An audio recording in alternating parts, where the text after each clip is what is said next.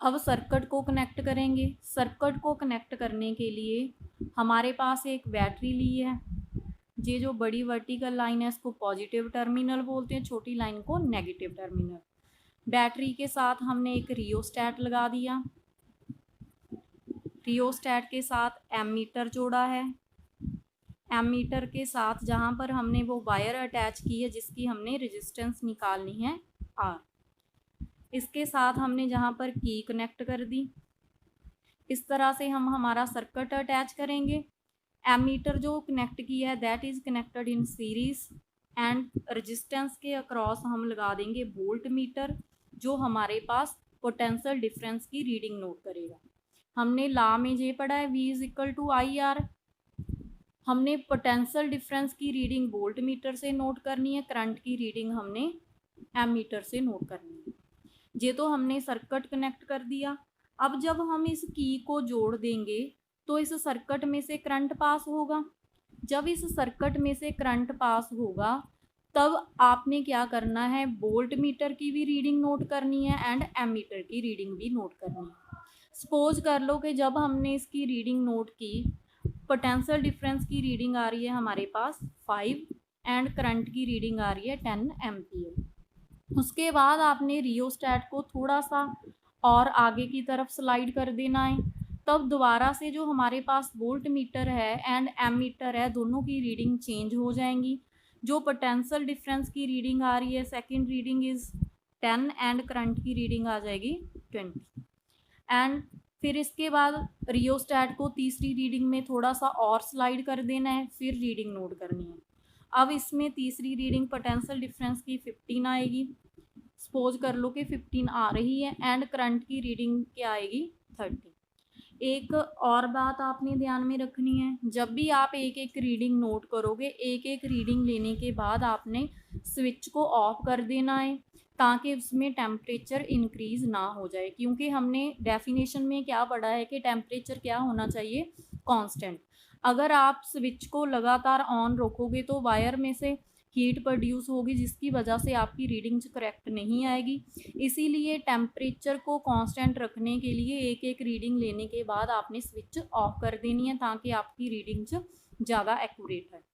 हमने approximately 3 readings ले ली हैं, आप जितनी मर्जी रीडिंग्स ले सकते हो।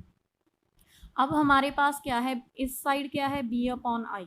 बी अपॉन आई, बी की रीडिंग कितनी आई है बच्चे, इस रीडिंग में फर्स्ट में देखो बी अपॉन आई निकालना है, कितनी आ गई 5 ओवर करंट कितना है 10, कितना आ गया 0.5। बी अपॉन आई कितना आ रहा है 0.5। फिर सेकंड रीडिंग में निकालो B upon I. Second reading में निकालेंगे तो क्या आ जाएगा 10 ओवर 20, जे भी कितना आ जाएगा 0.5। थर्ड रीडिंग में क्या आ जाएगा भाई, बी अपॉन आई, बी की वैल्यू क्या है 15, आई की वैल्यू क्या है 30, इसकी वैल्यू भी क्या आ जाएगी 0.5। तीनों रीडिंग्स में देखेंगे तो B upon I is 0.5। 0.5 B upon I किसको बोलते हैं, जो हमने रिलेशनशिप पीछे निकाला उसमें बी अपॉन आई क्या था आर।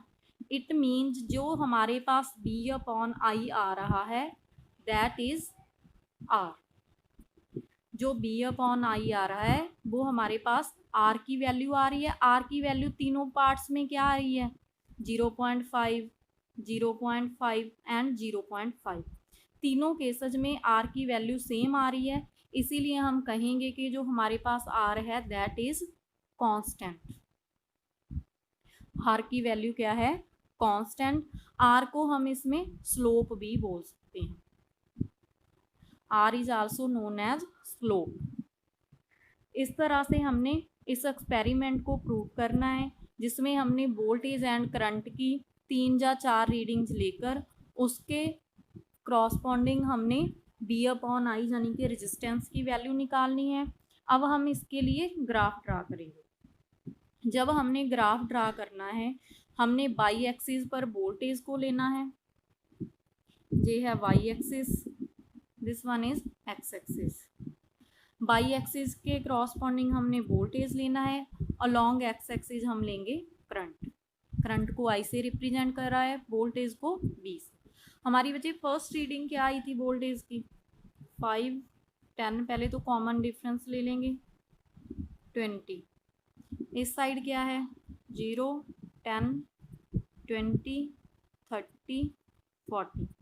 फर्स्ट रीडिंग में हमें वोल्टेज कितनी ली थी 5, करंट कितना लिया था 10, हमने पॉइंट मार्क कर लिया। सेकंड रीडिंग में बच्चे हमारे पास वोल्टेज कितनी थी 10, मैंने वोल्टेज 10 मार्क कर ली, करंट कितना था 20, तो जहाँ पर पॉइंट आ गया दोनों का कॉमन पॉइंट।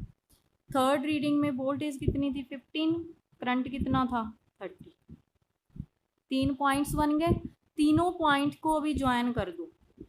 जब तीनों पॉइंट्स को ज्वाइन करा जाएगा तो एक स्ट्रेट लाइन आएगी।